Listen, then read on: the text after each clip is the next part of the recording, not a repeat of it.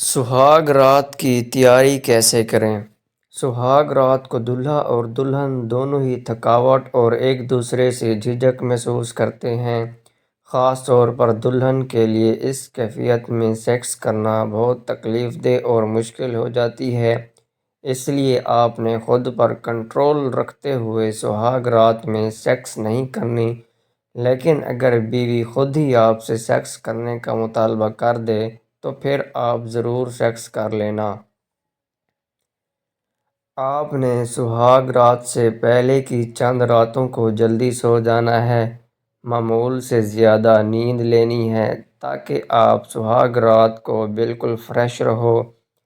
اس کے علاوہ آپ نے سہاگ رات سے پہلے اپنے جسم کے تمام غیر ضروری بالوں کو اچھی طرح سے صاف کر لینا ہے۔ داڑھی اور مونچھیں اگر بڑھی ہوئی ہوں تو ان کو چھوٹا کر لینا ہے۔ داڑھی سنت نبوی ہے، ایک مٹھی تک چھوڑیں تو نیکیاں کماؤ گے۔ اس کے علاوہ سہاگ رات منانے والے کمرے میں موسم کے مطابق ہیٹر یا ایئر کنڈیشنر لازمی موجود ہونا چاہیے۔ لائٹ جانے کی صورت میں بھی آپ نے پہلے سے ہی کوئی انتظام ضرور کر کے رکھنا ہے۔ آپ نے اپنا نائٹ ڈریس اور جو ڈریس آپ سہاگ رات منانے کے بعد اگلی صبح کو پہن کر باہر آؤ گے وہ اپنی الماری میں رکھ کر الماری کو لاک کر دینا ہے۔ آپ نے شادی ہونے سے کچھ دن پہلے اور پھر آج کے دن بھی سہاگ رات منانے والے کمرے کے دروازے، کھڑکیوں، روشن دانوں کا اندر اور باہر سے مکمل جائزہ لینا ہے۔ اس بات کو یقینی بنانا ہے کہ کوئی بھی باہر سے آپ کو دیکھ یا آپ کی آوازیں سن نہ سکے۔ اپنے بیڈ کو کمرے کے دروازے سے جتنا ہو سکے دور رکھیں۔ جب کمرے کی سجاوٹ مکمل ہو جائے تو آپ نے کمرے کے اندر موجود سب کھڑکیوں اور روشن دانوں کو اچھی طرح سے بند کر کے ان پر پردے گرا دینے ہیں۔ کمرے میں ایئر فریشر سپرے کر کے کمرے کے دروازے کو باہر سے لاک کر دینا ہے اور کمرے کی چابیاں صرف اپنے پاس رکھنی ہیں تاکہ آپ کی غیر موجودگی میں سہاگ رات منانے والا کمرہ بالکل محفوظ رہے۔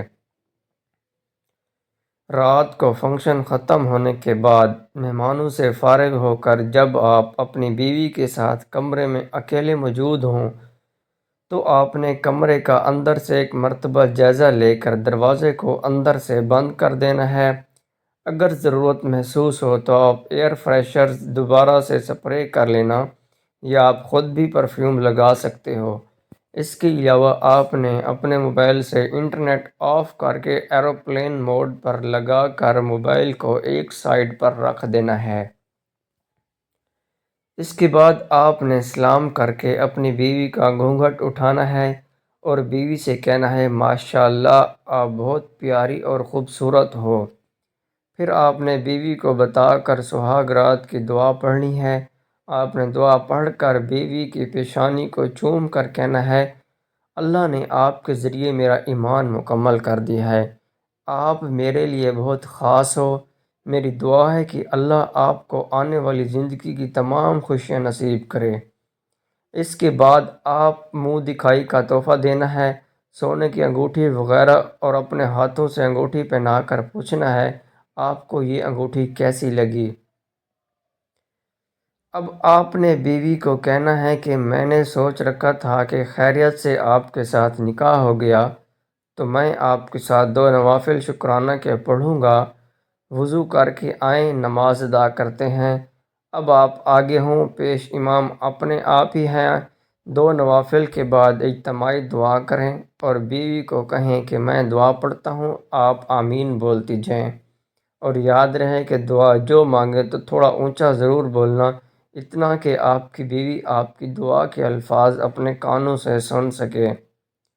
دعا جو آپ نے مانگنی ہے وہ یہ ہے، اے میرے رب، ہم نے جو 2 نوافل ادا کیے ان میں اگر کوئی غلطی کی ہو تو ہمیں معاف فرما اور آئندہ ترتیب کے ساتھ پڑھنے کی توفیق عطا فرما۔ اے اللہ پاک، اپنے محبوب کے صدقے میں ہماری ازواجی زندگی میں بر وقت برکت ڈال اور ہمارے دلوں میں ایک دوسرے کے لیے عزت اور محبت ڈال دے۔ حاسدوں کے حسد اور شیطان کے شر سے محفوظ فرما۔ نیک صالح اور صحت مند اولاد دینا، میری اور میری بیوی کے ماں باپ کو اچھی صحت مند اور خوشیوں بھری زندگی میں برکت ڈال دے۔ اے میرے اللہ، تو ہی دلوں کا مالک ہے۔ میں تجھ سے دعا مانگتا ہوں کہ میری بیوی کے دل میں میرے ماں باپ اور میرے لیے عزت اور محبت پیدا کر دے۔ اے میرے اللہ، ہم سے وہ کام کروانا جس میں تو اور تیرا حبیب راضی ہوں۔ اے میرے اللہ، ہمیں پانچوں وقت کا نمازی بنا۔ اے دونوں جہاں کے مالک، آخرت کے دن ہم دونوں میاں بیوی کو نیک اور